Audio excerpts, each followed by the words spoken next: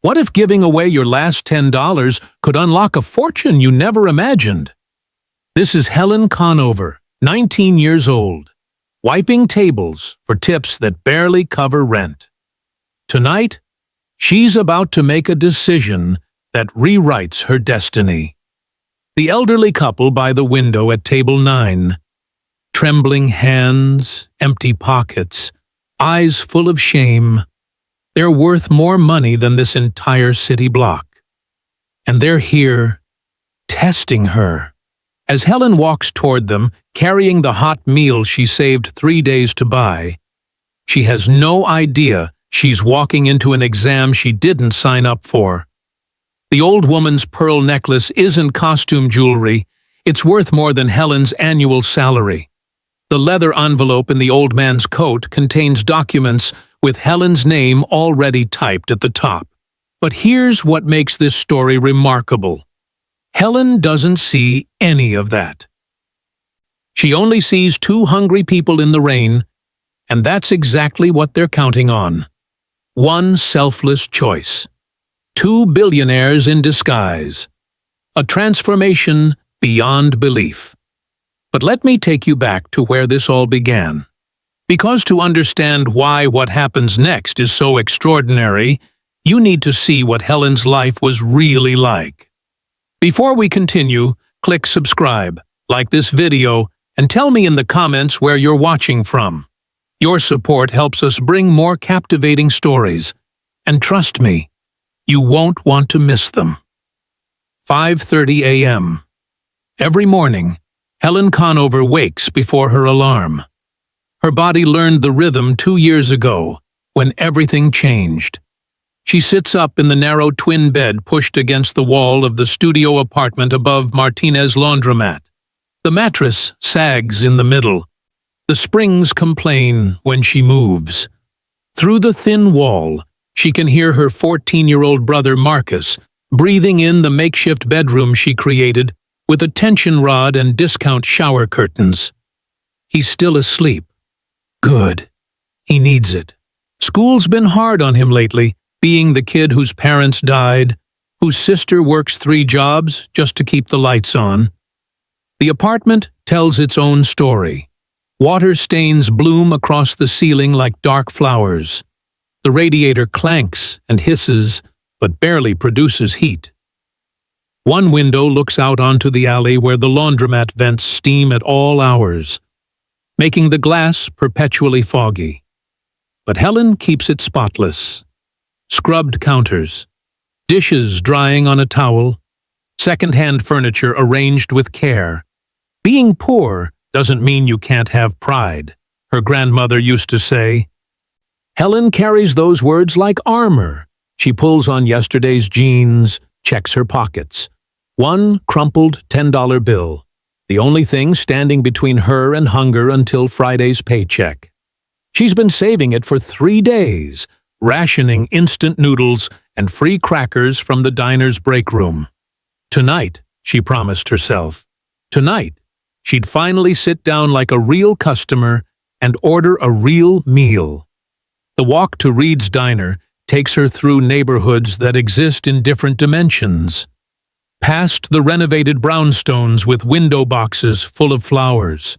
Past the coffee shop where people her age sit with laptops, planning futures that seem impossibly bright. Past the corner where Mr. Chen sells day-old bread at half price, where she stops twice a week to stretch her grocery budget. Reed's Diner glows at the corner of 5th and Ashland, a retro beacon of chrome and neon in the pre-dawn darkness. Inside, the owner, Frank Reed, no relation to the couple, though Helen doesn't know that yet, is already prepping coffee. He nods at her. Not warm, not cold, just the acknowledgement of someone who shows up. Janice Reynolds, the senior waitress, barely looks up from her phone. "You're covering Section 3 tonight. Lisa called in sick again." Helen doesn't complain. She never does. She ties her apron, smooths her name tag, and steps into the rhythm of service. Refill coffee, clear plates, Smile at customers even when they don't tip. Her hands move through familiar choreography, wiping tables, stacking menus, balancing trays, with the grace of someone who's learned to carry more than she should. The waitressing station has a small window that overlooks the street. While she works, Helen watches the world outside. Couples holding hands, families laughing over pancakes, business people scrolling through phones, living lives that happen in a different universe from hers. But at 2:00 p.m., she transforms. At Grayson Community College, Helen isn't the girl who smells like fryer grease. She's the student with straight A's in social work classes. The one who stays after to discuss case studies with Professor Martinez. The one who tutors other students for free in the library during breaks between shifts. Dr. Ellen Yates, her sociology professor, pulled her aside last month. Helen, you have something rare. Intellectual rigor combined with genuine empathy. Have you thought about a 4-year program? 4-year programs cost money Helen doesn't have. 4-year programs are for people with safety nets, with college funds, with parents who aren't buried in the city cemetery. Maybe someday, Helen had whispered. Dreams have a way of finding resources when the dreamer is worthy, Dr. Yates said. At lunch, while other students buy hot meals from the campus cafe, Helen eats peanut butter sandwiches she made at 5:30 that morning and reads scholarship applications that all say the same thing. Demonstrated financial need. As if poverty is something you have to prove. As if the holes in her shoes aren't demonstration enough. After class, the cycle begins again. Another shift at Reed's. The evening crowd is different. Families celebrating small victories, elderly regulars making coffee last as long as possible to fight off loneliness, teenagers on dates pretending they are older than they are. Helen notices things. The way the woman at table 5 counts her change twice before ordering. The way the construction worker at the counter leaves extra-large tips on nights when the waitstaff looks tired. The way kindness moves through the diner in gestures small and quiet. At home, Marcus waits with homework spread across their salvaged coffee table. He's 14 but looks older. Grief does that, ages you in ways birthdays can't measure. How was school? Helen asks the same question every evening. Fine? Yours? Good. They don't talk about the scholarship rejections hidden in her backpack. They don't talk about the college acceptance letters she can't afford to accept. They don't talk about the fact that she's 19 and raising a teenager on a waitress's salary. Some conversations are too heavy for evening light. Instead, they heat up leftover rice and watch reality TV. Shows about other people's drama, other people's transformations, other people's lives that seem scripted by a kinder universe. But tonight is different. Tonight, Helen will make a choice that changes everything. She just doesn't know it yet. What she also doesn't know is that for the past 3 days, someone has been watching her, asking questions about the young woman who helps elderly neighbors carry groceries, who paid for a homeless veteran's coffee last week without being asked, who gave her own jacket to a shivering child at the bus stop. Someone has been taking notes. And tonight, that someone is waiting at table 9. Dawn breaks over the Martinez laundromat like a tired promise, pink light bleeding through the steam vents, casting shadows across Helen's bedroom window. She's already awake, already moving through the choreography of survival.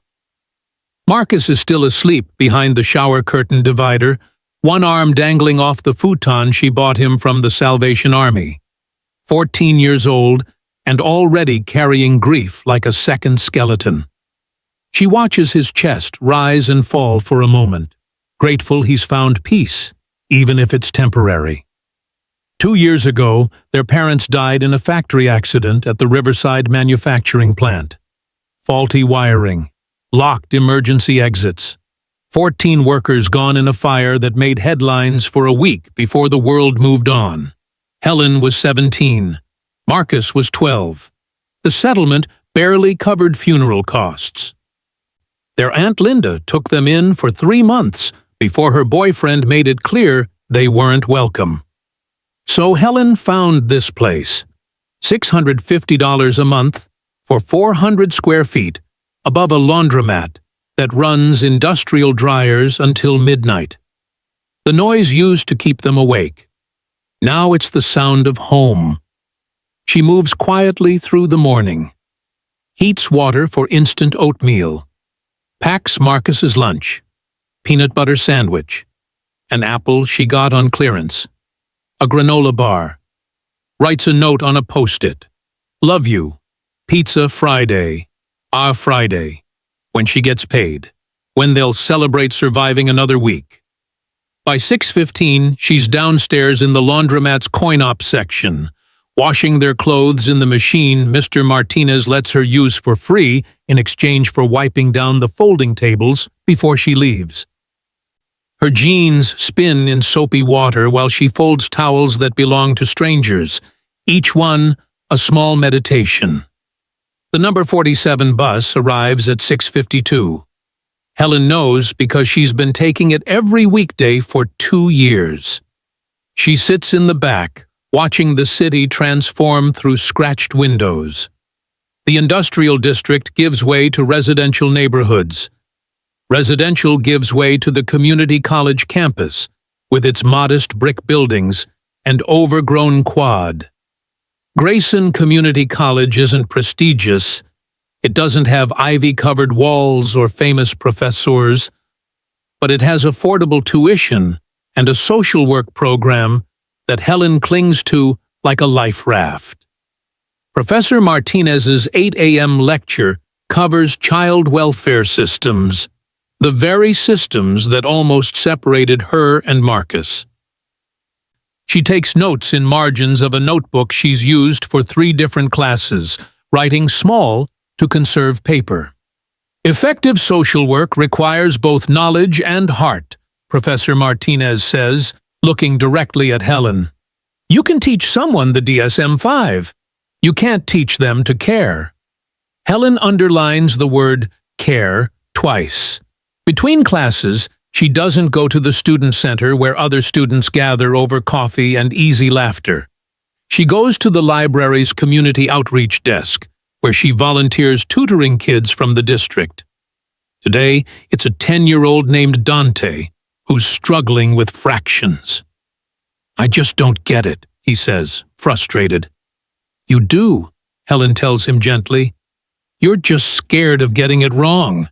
But mistakes are just practice for getting it right." She sees herself in him, in all of them. Kids who need someone to believe they're worth the extra time. By noon, she's back at Reed's Diner for the lunch rush.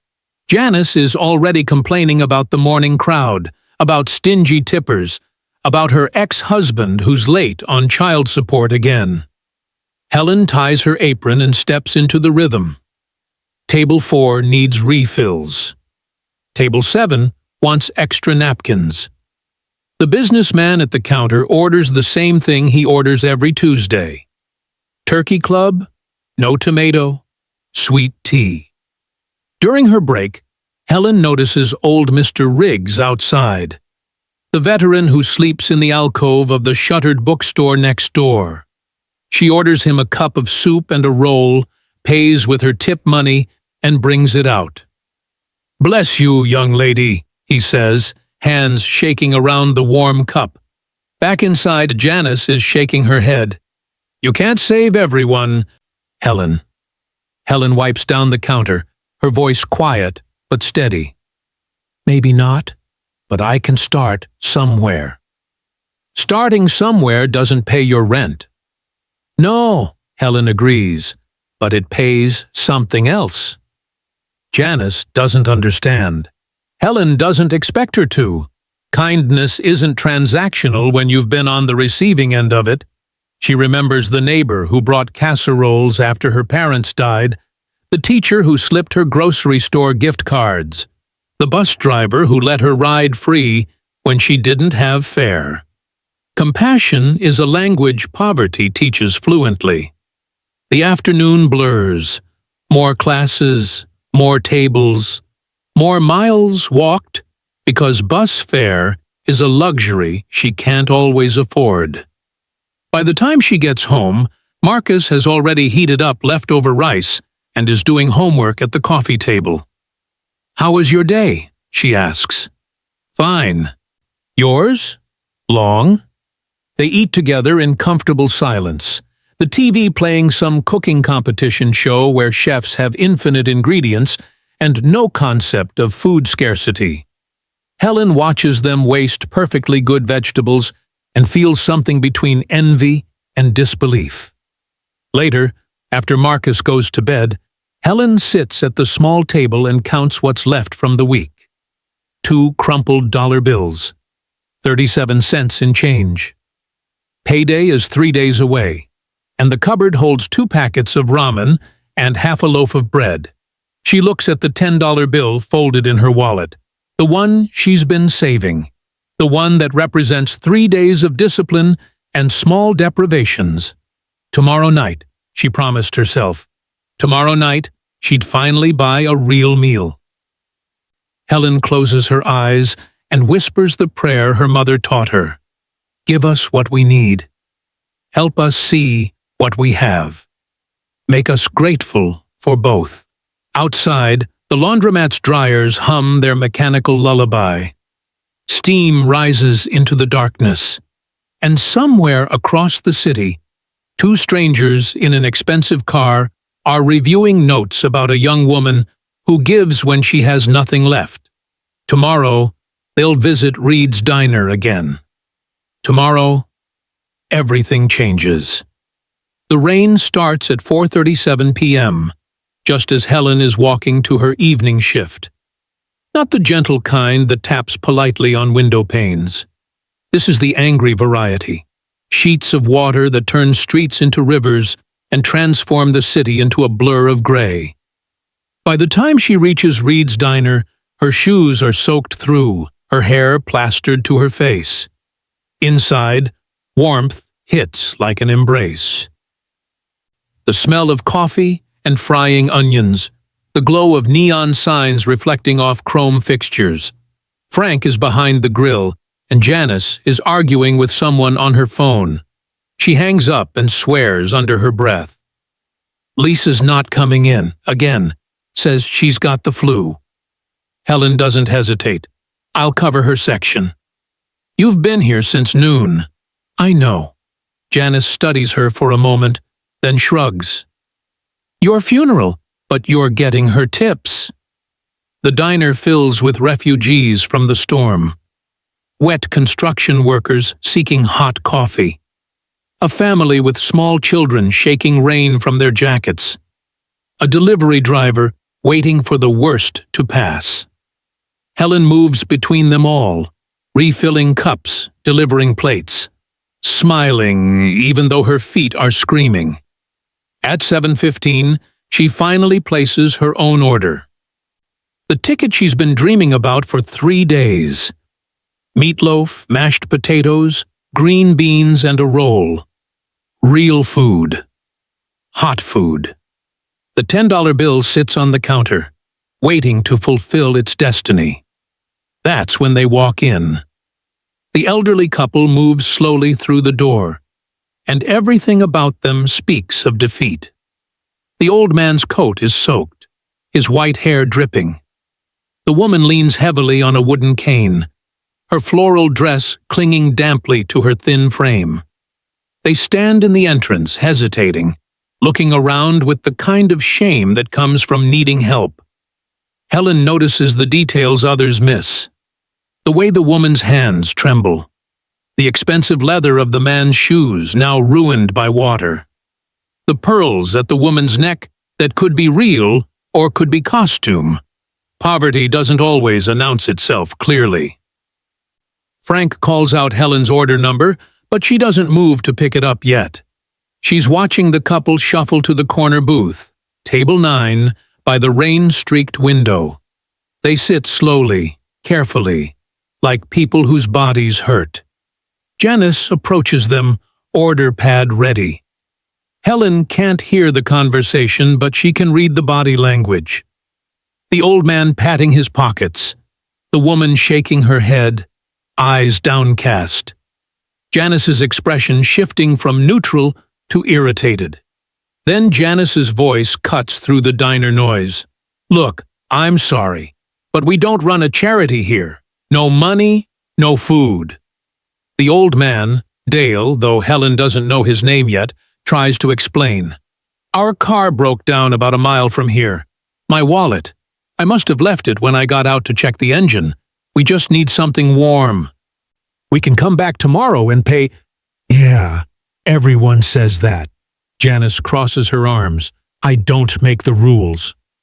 The couple exchanges a look that Helen recognizes. She's seen it in the mirror. The particular humiliation of having to ask for help. The weight of being seen as a burden.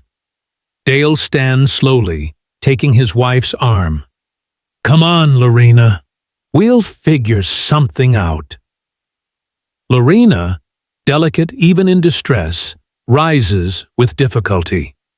Her cane trembles as she puts weight on it. And in that moment, Helen sees her own grandmother. Sees every elderly person she's ever helped carry groceries or cross streets or dig for change at checkout counters. The moral crossroad appears suddenly, like the storm, unexpected and demanding. On the counter, her dinner is getting cold. Her $10 bill. Her 3 days of discipline and hunger. Her one small victory. And at table 9, 2 people are preparing to walk back into the rain with nothing. Helen doesn't think. Thinking makes you hesitate. She grabs her order ticket and her $10 bill and crosses the diner floor. Excuse me, she says softly. The couple turns. Up close, she can see more. The old man's blue eyes, piercing despite the weariness. The old woman's face, lined with age, but somehow elegant. A leather portfolio tucked under Dale's arm, protected from the rain. Please, Helen says, sit back down, let me cover your meal. Dale shakes his head. Young lady, we couldn't possibly. It's just food, Helen interrupts gently. She hands her ticket to Janice, who's watching with obvious disapproval. Give them my order. And add a bowl of soup and coffee, please. Helen, that's your dinner, Janice says. I know what it is. Lorena's eyes fill, not with tears exactly, but with something deeper. Recognition, maybe, or evaluation. Why would you do this? You don't know us. Helen meets her gaze. My grandmother used to say, hungry people shouldn't have to apologize for needing food. You'll pay it forward someday. The couple sits back down slowly. Dale's hands shake slightly as he folds them on the table. What's your name, child? Helen Conover. Lorena's eyes drop to Helen's name badge, studying it with an intensity that seems disproportionate. Her lips move slightly, as if committing something to memory. Thank you, Helen, Dale says quietly. You have no idea what this means. Helen just smiles. Enjoy it while it's hot. Back at the counter, Janice is shaking her head. You're too soft, girl. That was your only meal. I'll eat at home. You've got nothing at home. I know you don't. Helen doesn't answer. She watches the couple eat. The way Lorena closes her eyes at the first taste of hot soup. The way Dale eats slowly, savoring each bite. She watches Lorena touch her husband's hand across the table. Watches them whisper to each other, glancing occasionally in her direction. She doesn't notice the way Lorena photographs her name badge with her eyes. Doesn't see the small notebook Dale pulls from his pocket when he thinks no one is looking. Doesn't catch the nod they exchange. A decision being made in real time. When they finish, they approach the counter where Helen is wiping down menus. "We won't forget this," Dale says. "I promise you that." Lorena takes Helen's hand, her grip surprisingly strong. Some acts of kindness echo longer than we know. This is one of them. Then they're gone, back into the storm, leaving Helen with an empty stomach and a strange feeling she can't quite name. Janice hands her a pack of crackers from the supply closet. "Here, it's all I got." "Thanks." That night, walking home in the rain, Helen thinks about the couple. Wonders if they found shelter. Hopes they're somewhere warm and dry. She doesn't think about rewards or recognition. She just hopes they're okay. Helen thought she'd simply fed two hungry souls. She didn't realize they'd come to feed her future. Helen wakes to pounding, not the gentle tap of a neighbor, not Marcus moving around the apartment. This is urgent, insistent knocking that pulls her from the kind of sleep that comes from exhaustion and an empty stomach. She checks her phone. 7:47 a.m. Saturday. Her one morning to sleep past dawn. The knocking continues. "Coming!" she calls, voice rough with sleep. She pulls on yesterday's sweatshirt over her pajama shirt, runs fingers through tangled hair. Marcus pokes his head out from behind the shower curtain divider. "What's going on?" "I don't know. Stay there." Through the peephole, she sees two figures she doesn't recognize. A woman in a gray suit, holding a leather portfolio. A man in an equally expensive suit, hands clasped professionally in front of him. Behind them, through the narrow hallway window, she catches a glimpse of something that doesn't belong in this neighborhood. A black limousine idling at the curb, rain from last night still beating on its polished surface. Helen's first thought is that someone died. That's what official-looking people in expensive clothes mean when they show up at your door unannounced. She opens it a crack, chain lock still engaged. "Helen Conover?" the woman asks. "Yes?" "We're here on behalf of Mr. and Mrs. Reed. They'd like to speak with you. May we come in?" Reed. The name means nothing to her. Helen's about to say they have the wrong person when movement behind the assistants catches her eye. Two more figures are climbing the narrow stairs, and when they step into the light of the hallway's single fluorescent bulb, Helen's breath stops. The elderly couple from last night, Dale and Lorena, but they're not elderly in the way they were yesterday, or rather, they're the same age, but everything else has transformed. Dale wears a tailored charcoal suit that probably costs more than 3 months of Helen's rent. Lorena is elegant in a cream-colored dress and navy blazer, her silver hair styled perfectly, those pearls at her neck catching the light with the unmistakable gleam of real gems. Helen fumbles with the chain lock, opens the door fully. I don't understand. Are you okay? Did you find your wallet?"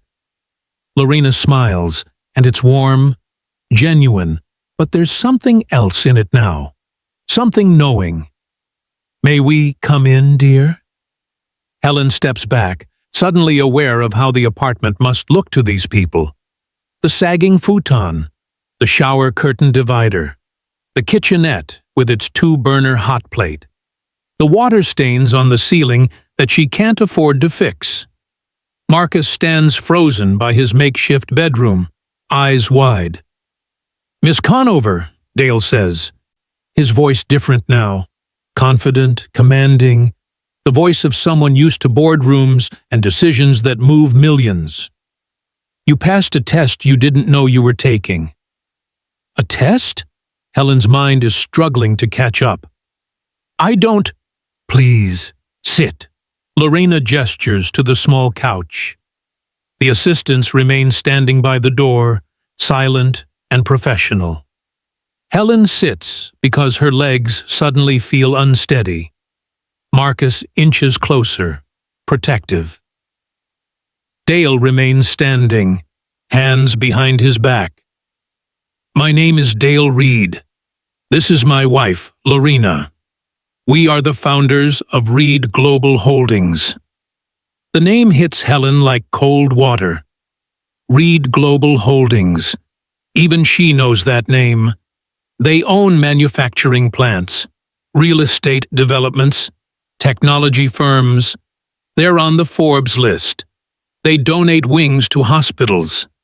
The diner, Helen whispers, is named for my grandfather, Dale confirms. Frank Reed runs it. He's my nephew.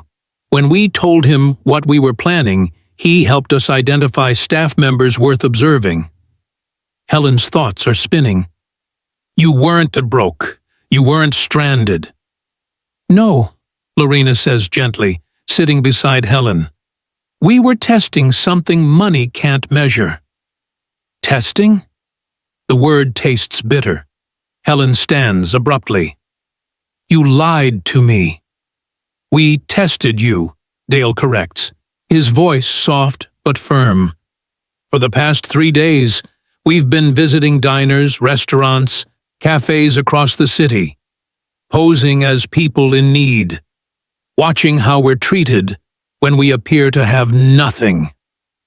Why? Helen demands. Marcus has moved to her side now, and she can feel him trembling slightly. Lorena stands too, meeting Helen's eyes. Because we're launching a $40 million compassion initiative. Youth outreach in underprivileged communities. Education, housing, mentorship.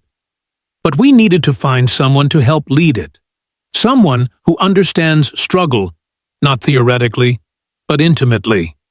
Someone who would give their last dollar to a stranger. We weren't looking for a resume, Dale adds. We were looking for a heart.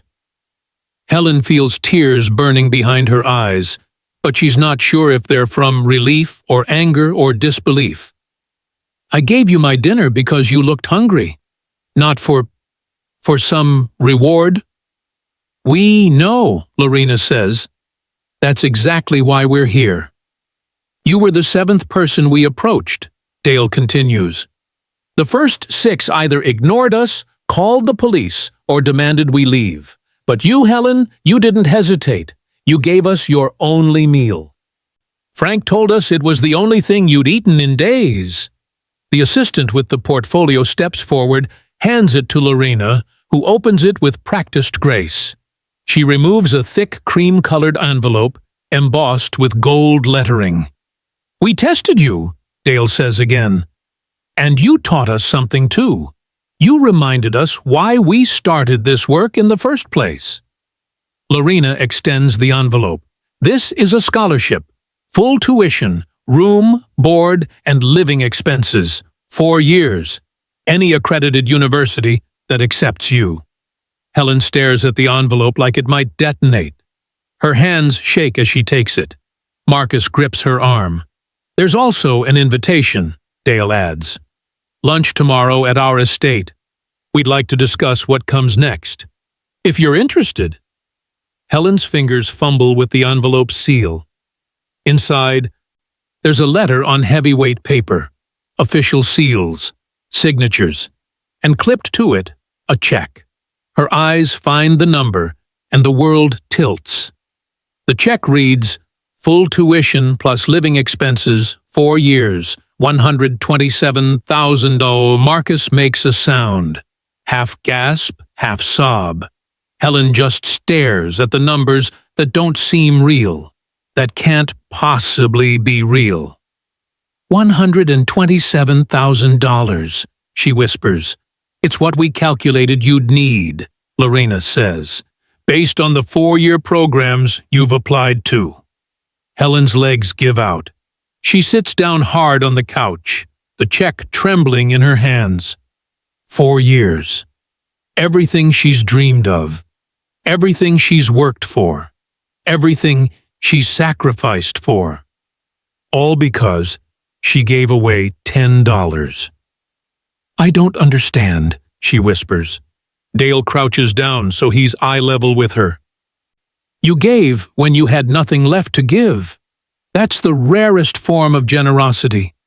And it's exactly what we need in someone who will help us change lives." Outside, the limousine's engine hums quietly. Inside this tiny apartment above a laundromat, Helen Conover holds a check that weighs less than paper, but feels heavy as destiny. Tomorrow, she thinks numbly, everything changes. But really, it already has.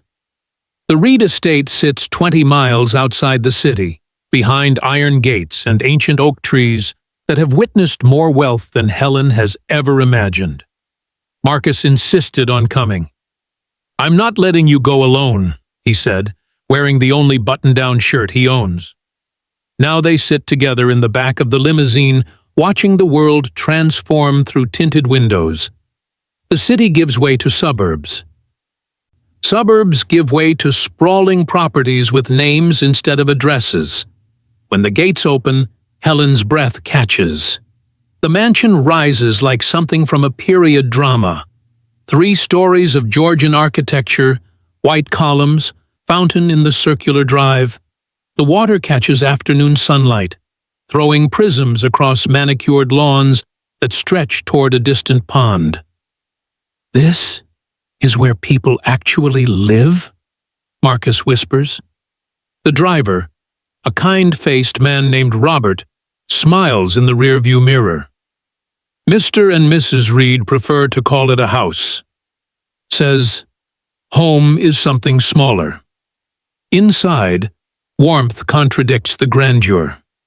Yes, there are marble floors and crystal chandeliers. Yes, there's art on the walls that probably costs more than Helen's entire apartment building. But there are also family photos in simple frames. A dog bed by the fireplace.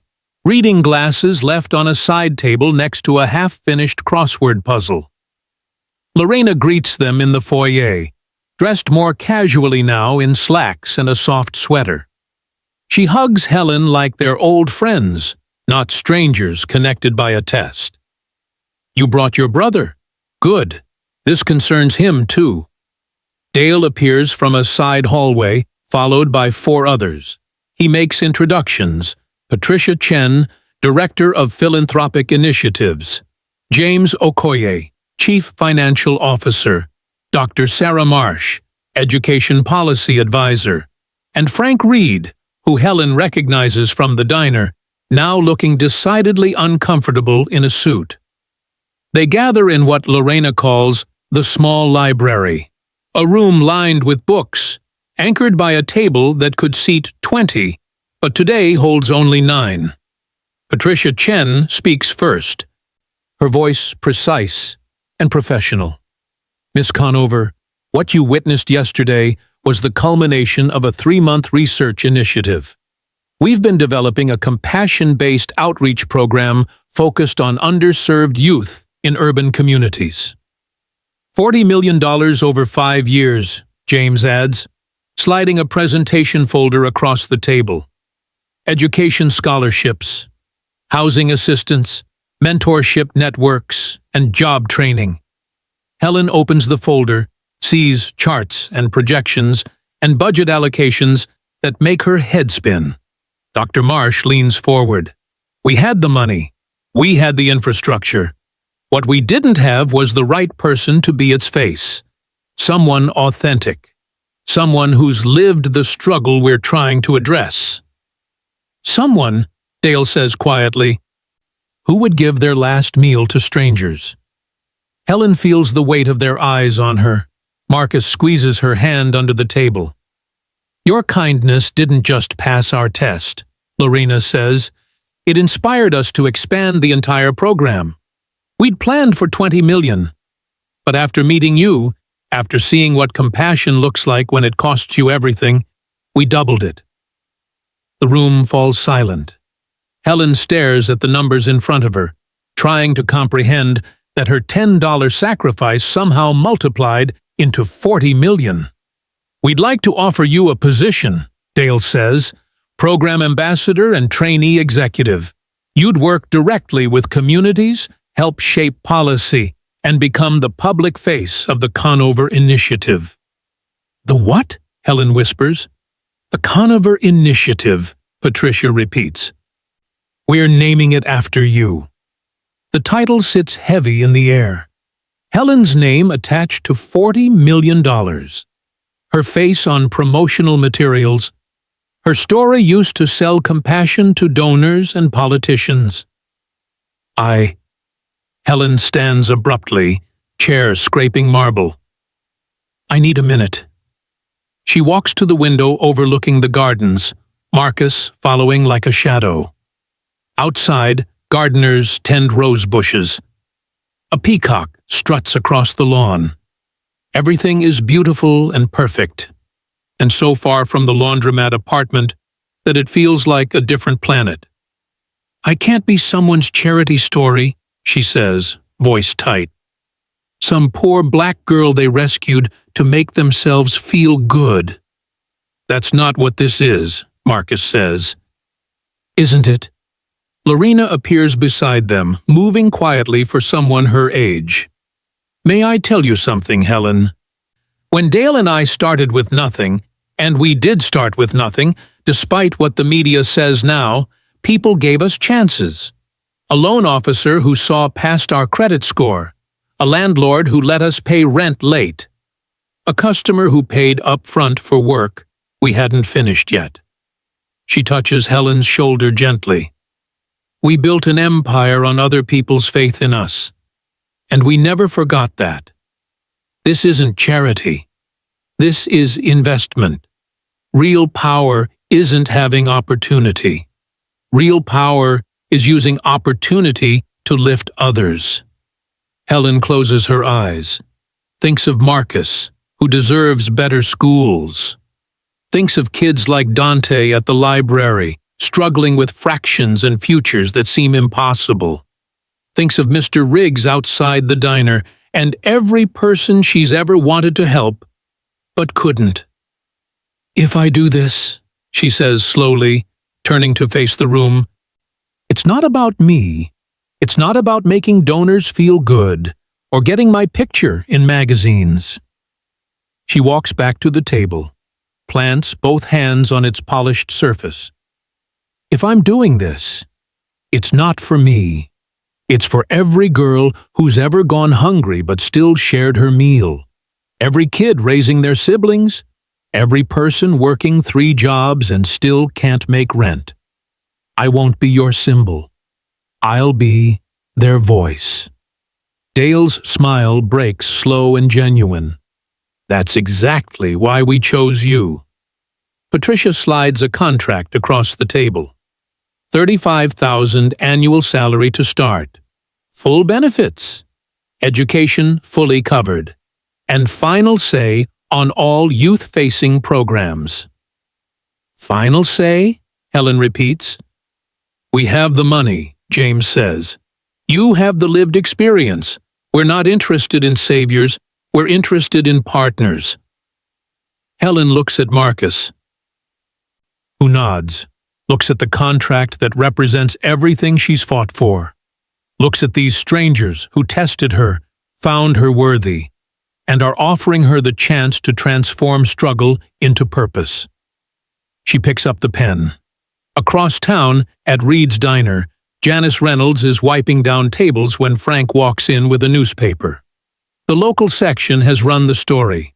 Local waitress named ambassador of 40 Muller's Youth Initiative. There's Helen's photo, her story, her impossible transformation. Janice stares at it, remembering the girl who gave away her dinner. Remembering her own words, "You can't save everyone." But apparently, Helen was going to try. And somehow, impossibly, she'd been given 40 million reasons to do it. 3 months into her new life, Helen Conover learns that transformation is harder than survival. Survival, she understood. Wake up, work, sacrifice, repeat. Survival had clear rules and predictable rhythms. But this navigation of boardrooms and media interviews and foundation galas requires a different kind of endurance. She sits in the back of a town car. She still can't call it her car, even though Robert drives her everywhere now, reviewing talking points for a press conference. Beside her, Marcus scrolls through comments on the foundation's social media. "You should stop reading those," Helen says quietly.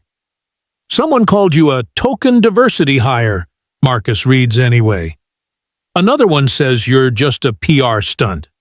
Helen's jaw tightens. She's seen the comments, the think pieces questioning her qualifications, the skeptics who reduce her compassion to calculated performance. A columnist for the Tribune wrote, "Helen Conover's heartwarming story makes for great optics, but does a 19-year-old waitress really have the expertise to manage a $40 million initiative?" "They don't know you," Marcus says fiercely. "No," Helen agrees. "They don't." But sometimes, in the early morning hours when she's preparing for board meetings or reviewing grant proposals, she wonders if they're right. If she's in over her head?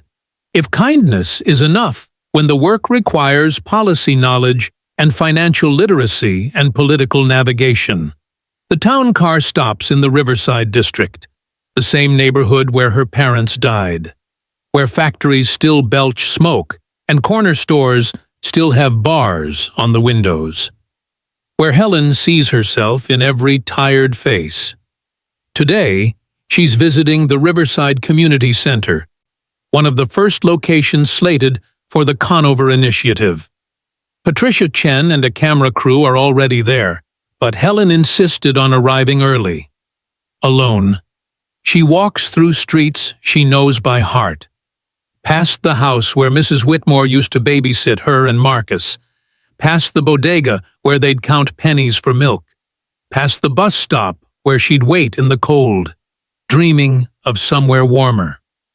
Inside the community center, a group of teenagers sits in a circle, an after-school program struggling with funding cuts. Helen recognizes the look in their eyes, the particular exhaustion of young people carrying adult burdens. A girl, maybe 16, notices Helen first. "You're that lady from the news."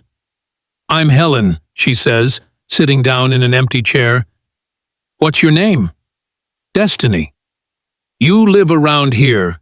Destiny? My whole life." There's pride and resignation in equal measure.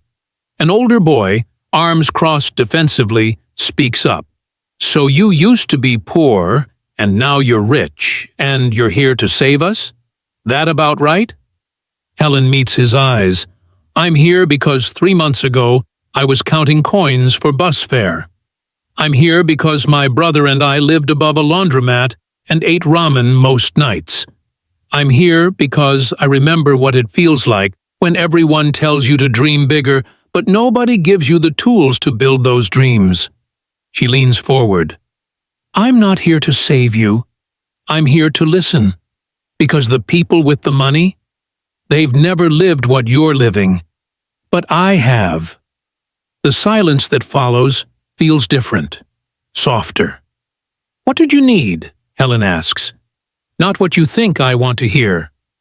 What do you actually need?" They tell her, jobs that work around school schedules, help with college applications, childcare for the students who are already parents, mental health services, safe spaces, mentors who look like them and understand their neighborhoods. Helen takes notes on her phone, and when Patricia and the cameras arrive, Helen's already transformed the photo op into a working session. That night, back at the foundation office, a renovated townhouse that still smells of fresh paint, Helen stays late redesigning program elements. She scraps the original mentorship model that relied on corporate volunteers and builds something new, paying community members to mentor youth. hiring local young adults as program coordinators, creating pathways that don't require leaving the neighborhood to find opportunity. Lorena finds her at 9 p.m., still working. "You'll burn out at this pace," the older woman says, setting down tea Helen didn't ask for but needs. "There's too much to do." "There will always be too much to do." Lorena sits across from her. "That's why you have to protect what makes you effective." Helen looks up, exhausted. "What if they're right? What if I'm not qualified for this?" "Qualified?" Lorena's laugh is soft. "We have 50 board members with impressive degrees. You know what they don't have? The ability to walk into Riverside and be trusted. The knowledge of what it feels like to choose between food and rent. The kind of compassion that gives away your last meal." She reaches across the desk, covers Helen's hand with her own. "We saw something in you money can't buy. Don't lose it now. Not because critics question your credentials, not because the work is hard. Stay connected to who you were in that diner." Helen feels tears threatening and blinks them back. "I'm trying." "I know you are, and you're doing better than you think." After Lorena leaves, Helen pulls up the photo Marcus took of their old apartment, the one above the laundromat. She keeps it on her phone as a reminder of where she came from, of why this matters. The next morning, Helen presents her revised program model to the board. Community-based mentorship, jobs for local youth, partnerships with neighborhood organizations rather than corporate takeovers. James Okoye raises an eyebrow. "This is significantly different from our original plan." "I know," Helen says steadily, "because the original plan was designed by people who've never lived in these communities. With respect, you can't solve poverty from a distance." Patricia looks concerned. "It's riskier, less controlled. It's also more honest," Helen counters. "We're not saviors dropping in from outside. We're investors in people who are already doing the work. We're just giving them resources." Dale, who's been quiet, finally speaks. "3 months ago, we hired Helen because she gave away everything she had to strangers. Are we really going to second-guess her now when she's asking us to trust the communities we claim to serve?" The vote passes. Helen's vision becomes policy. Word spreads quickly. The girl who gave away her dinner is rebuilding the program from the inside out, hiring youth who've aged out of foster care, funding single parents pursuing education, creating pathways that don't require leaving your neighborhood to find hope. The critics still question her credentials, but the communities? They start to listen. Because Helen Conover isn't speaking from theory. She's speaking from Tuesday nights eating ramen, from double shifts and empty pockets, from the bone-deep knowledge of what it means to need help and the dignity it takes to accept it. She's building the program she wishes had existed when she needed it most. And slowly, impossible as it seems, it's starting to work. 6 months after Helen gave away her last meal, she receives a text from Dale Reed. "Be at the diner tomorrow, 6 p.m. Don't ask questions. Just trust me." She hasn't been back to Reed's diner since the night everything changed. Part of her has been avoiding it. The place feels like a threshold between two lives, and she's not sure which side she belongs to anymore. But when the town car pulls up to the corner of 5th and Ashland, Helen's breath catches. The diner is dark, closed sign flipped despite it being prime dinner hours. But lights glow inside, and through the windows, she can see people gathered. "What's going on?" Marcus asks beside her. "I have no idea." Robert opens the door, and Helen steps onto pavement she used to know by heart. The neon sign flickers above. Reed's Diner in red script. Or at least, it used to. Now it's covered by a white cloth, hiding something beneath. Inside, the diner is packed. She recognizes faces, Patricia and James from the foundation board. Frank Reed looking uncharacteristically emotional. Dr. Marsh. Other staff members. And there, standing behind the counter in her usual spot, is Janice Reynolds. Their eyes meet across the room. Janice's expression is complicated, something between discomfort and reluctant respect. At the center of it all stand Dale and Lorena Reed, dressed elegantly, flanked by what appears to be a camera crew from the local news. "Helen," Dale says warmly, opening his arms. "Thank you for coming." "What is this?" Lorena takes her hand, eyes bright with emotion. "6 months ago, something happened at this diner that changed our lives. We think it's time the world knew the whole story." The news camera's red light blinks on. Helen's stomach tightens. She still hasn't gotten used to cameras, to being watched and evaluated and reduced to sound bites. Dale addresses the room, his voice carrying the authority of someone used to commanding attention. "6 months ago, my wife and I walked into this diner pretending to be something we weren't. We were testing humanity, looking for compassion in a world that often rewards indifference." He gestures to Helen.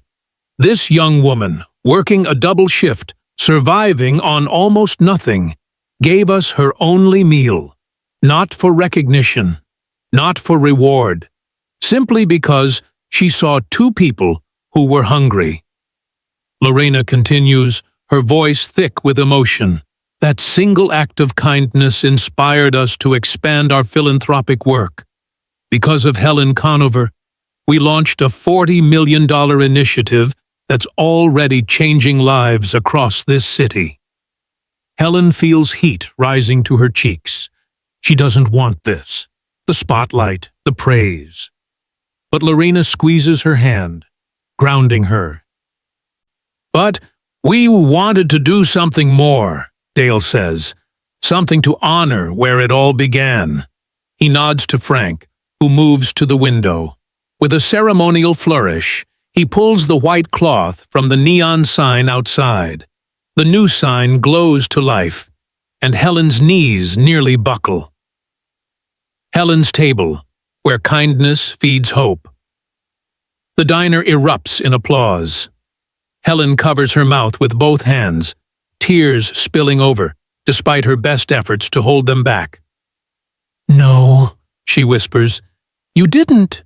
"We did," Lorena says, pulling Helen into an embrace. "This is where your story began, where you chose compassion over comfort. This place should honor that." Dale raises his voice over the applause. Along with the name change comes a $5 million renovation grant and the establishment of the Helen's Table Employment Initiative. This diner will prioritize hiring young workers from struggling backgrounds, offering them not just jobs, but mentorship, educational support, and pathways to opportunity. Frank steps forward, his gruff exterior cracking. "My grandfather built this place 70 years ago on the principle that everyone deserves a hot meal and a fair chance." Helen reminded us what that actually means. It's an honor to carry her name. The customers, some of whom Helen served countless times, stand and applaud. She recognizes the businessman who always ordered turkey clubs, the construction workers who came in before dawn, Mrs. Patterson, her old English teacher, dabbing at her eyes. And then Janice is in front of her, the older waitress who'd rolled her eyes at Helen's softness, who'd warned her about giving too much, stands with tears tracking through her makeup. "I was wrong," Janice says simply. She pulls Helen into a tight hug, and Helen can feel her shaking. "You remember what I said? You can't save everyone, Helen." I remember. Janice pulls back, holding Helen at arm's length. Guess I was wrong about soft hearts. Turns out they're a hell of a lot stronger than hard ones. Helen laughs through her tears, and the two women hold each other while cameras flash around them. Later, after the speeches and the interviews and the champagne toasts, Helen still drinks sparkling cider. Old habits of frugality die hard. Dale presents her with a brass plaque. We'd like you to do the honors, he says. The plaque is simple, elegant, engraved with words that make Helen's throat tight. One act of kindness feeds generations. Helen carries it to the wall by the entrance, the first thing people will see when they walk in. Her hands shake slightly as she positions it, and Frank hands her a screwdriver. You sure you want me to do this? She asks. I've never been good with tools. You're doing fine, he says gently. She secures the first screw, then the second. When the plaque hangs level and solid, she steps back. Marcus appears beside her, arm around her shoulders. Mom and Dad would be proud, he whispers. Helen nods, unable to speak. Outside, the new neon sign casts its glow across the wet pavement. Helen's table, in script that mirrors the original but transforms it into something new. Something that says one person's compassion can ripple outward, can multiply, can become a movement. Janice starts the coffee machine, the familiar gurgle and hiss that means the diner is coming back to life. Okay, everyone, she calls out. Helen's table is officially open. First round of coffee is on the house. As people settle into booths and the news crew packs up their equipment, Helen slides into the corner booth, table 9, where the elderly couple had sat that rainy night. Lorena joins her, 2 cups of coffee in hand. How does it feel? The older woman asks. Helen looks around the diner, her name glowing outside, the plaque on the wall, people laughing and talking and living their lives in a space that now carries her story. Terrifying, Helen admits, and perfect. Good, Lorena says. That means you understand the weight of it. Legacy isn't comfortable, but it's worth carrying. Through the window, Helen can see her reflection in the glass, no longer the exhausted waitress counting pennies, but not quite comfortable in this new skin either. Somewhere between who she was and who she's becoming. She picks up her coffee, takes a sip, and lets herself believe that maybe, just maybe, she's exactly where she's supposed to be. 2 years later, Helen Conover sits in her office at the Conover Foundation headquarters, a renovated warehouse in the Riverside district that now houses everything from computer labs to a commercial kitchen training program. Through the window, she can see the neighborhood that raised her, still scarred but healing. The numbers on her screen tell a story she sometimes has to read twice to believe. 847 youth enrolled in mentorship programs, 312 scholarships distributed, 89 families receiving housing assistance, 1,147 hours of community service completed by program participants. But numbers don't capture everything. They don't capture Destiny, the girl from the community center, who just got accepted to Howard University. They don't capture Mr. Riggs, the veteran, who now works part-time in the Foundation's outreach program, helping other homeless veterans navigate services. They don't capture the single mothers completing GED programs while their children attend free childcare 3 floors below Helen's office. Her phone buzzes. A text from Marcus. Final presentation today. Wish me luck. Helen smiles. Her brother is finishing his 2nd year at State University's architecture school, designing affordable housing projects that reimagine what community development can look like. The boy who used to sleep behind a shower curtain now dreams of building homes for families like theirs. She texts back, "You don't need luck. You've got this. Proud of you." The afternoon brings meetings. Budget reviews with James, community partnerships with Patricia, a site visit to a new youth center opening in the East District. By the time Helen finishes, the sky is bleeding purple and orange, and she realizes she hasn't eaten since the granola bar she grabbed at 6 a.m. Without thinking, her feet carry her to 5th and Ashland.